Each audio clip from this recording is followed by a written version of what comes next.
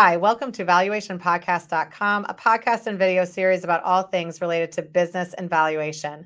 My name is Melissa Gragg, and I'm a financial mediator and business valuation expert located in St. Louis, Missouri. Today, I have the privilege of talking to Ben Towne, who is a CPA and another valuation expert. He's also the principal of Towne Advisory. He's committed to helping small business owners increase the value of their business so they can achieve successful exits and leave meaningful legacies. He's also located in San Jose, California. He's an expert on how to make more and work less and outsourcing for growth. Welcome, Ben. How are you? Hey, Melissa. Thank you very much for having me. I'm doing great. I'm on the Valuation Podcast. This conversation 5 years ago or pre-pandemic would have been a non-starter. And I think it was a non-starter because what we knew is like the big five, the big 10, whatever they've been in the past, the big accounting firms, all their valuation and advisory firms were all outsourcing because they also had international connections, like they had international offices and things like that. So it was very easy to utilize other resources.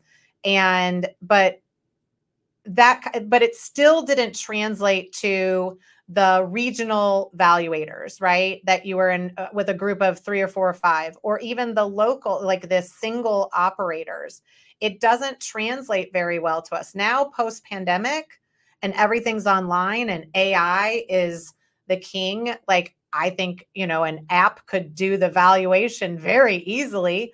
How do we still know we need these valuations for actual things, for selling a company, for going to court, for doing all these, where we need the research and we need, the data entry. But I'm still very concerned that everybody's going to steal my data, or like, I'm a little wary of this because I'm not technologically advanced. So maybe you can walk us through some of the misperceptions about outsourcing that maybe we're just scared and fearful for nothing. Well, and I would say that absolutely there's the mountain and then there's the molehill. I mean, I think, most of these things are the molehill.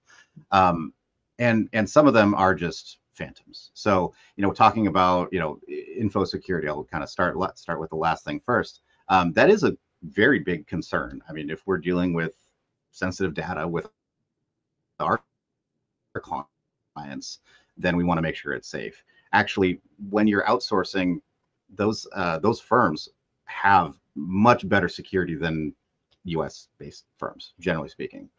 They have, multi-factor authentication. They have, restricted access to email and restricted access to, the overall internet.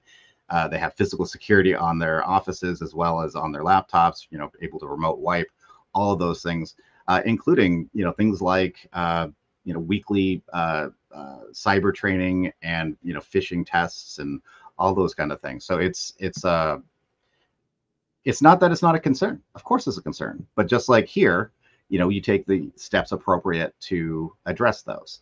And that's just one thing. Another thing that you had mentioned totally appropriately was that, hey, there's a lot of experience in other parts of the world because of the groundbreaking that the large firms have done. So the big four have had shops set up in India, for example, and in other places for years, decades, and that's because they can. We're able to, and it made sense then, and it makes sense now, and they still do.